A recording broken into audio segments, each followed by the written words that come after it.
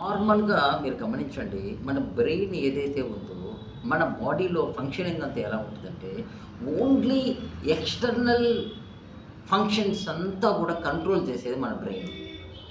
ఇప్పుడు మీరు చెయ్యి ఇలా ఉంది, ఆపాలనుకున్నారు ఆపేస్తారు. మాట్లాడడం ఆపాలనుకున్నారు ఆపేస్తారు. పరిగెడుతూ ఉన్నారు ఆపాలనుకున్నారు ఆపేస్తారు.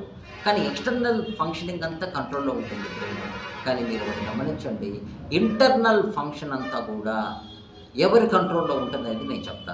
ఇప్పుడు మీరు చూడండి, heart functioning, liver functioning, kidney functioning, digestion, blood circulation, ఈ ఇంటర్నల్ ఫంక్షన్ అంతా కూడా ఎవరి కంట్రోల్‌లో ఉంటదంటే మైండ్ కంట్రోల్‌లో ఉంటుంది. మీరెప్పుడైనా గమనించి చూడండి.